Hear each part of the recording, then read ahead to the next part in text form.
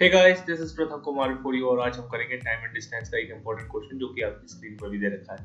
Question कर रहा है a train cross two man who are going in the same direction. ठीक है, going along the railway track at 4 kilometre per hour and 5 kilometre per our.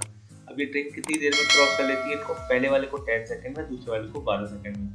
Find the length of the train. अब length of the train actual में क्या होता था, हम पीछे करके आए, क्वेश्चन डिस्टेंस होती है।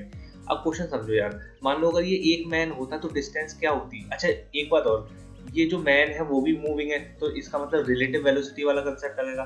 मान लो आप स्पीड ऑफ ट्रेन जो है वो x यूनिट है ना, x यूनिट। तो आप क्या करोगे, ट्रेन तो तेजी चल रही है और मैन जो चल रहा है वो 4 मीटर प्रति घंटा की रफ्तार से इनटू, अब आप क्या करोगे, डिस्टेंस से मल्टीप्लाई करोगे, सॉरी अब क्या करोगे, टाइम से मल्टीप्लाई करोगे, क्योंकि आप क्या कर रहे हो, speed is equal to distance upon time वाला फॉर्मूला लगा रहे हो। तो इसके अकॉर्डिंग डिस्टेंस क्या हो जाएगा, स्पीड इनटू टाइम। तो स्पीड ये रही और टाइम क्या है जी, 10 सेकेंड। एक काम और करते हैं, हम 5/18 से मल्टीप्लाई कर लेते हैं क्योंकि हम इसको यूनिट चेंज करना चाह रहे हैं। तो ये हो जाती है क्या, डिस्टेंस। अगर कोई मैन चल रहा है ना, लेंथ ऑफ ट्रेन भी यही चीज है, लेकिन इसी कंसेप्ट से हम दूसरे वाले व्यक्ति के लिए भी तो निकाल सकते हैं डिस्टेंस।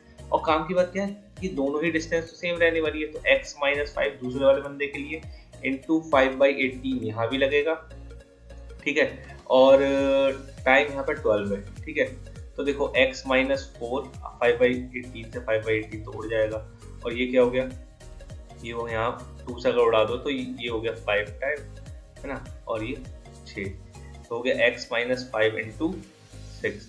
इसको सॉल्व करते हैं जरा, तो ये हो गया 5x माइनस 5 चौक 20 और 6x माइनस 5 छक्के 30।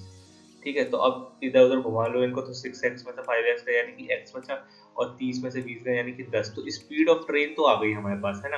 लेकिन हमें स्पीड ऑफ ट्रेन तो पूछा ही नहीं था, हमसे पूछा था लेंथ ऑफ द ट्रेन। तो लेंथ ऑफ द ट्रेन क्या होगी अभी, x माइनस 4 इंटू 10 इंटू 5/18। ठीक है, ये 5 ढंग से बना देता हूँ, 5/18। ठीक है, ये 5/18 क्योंकि यूनिट चेंज करना है हमें, इसमें रख दो वैल्यू। आप रखने को तो दूसरी वाली वैल्यू में भी रख सकते हो, 10 में से 6 4 गए तो बचे 6, है ना। तो लिख दो यहाँ पर 6 इंटू 10 इंटू 5/18। अब इसको काट दो तो 6 3 18, तो ये हो गया 50/3, है ना।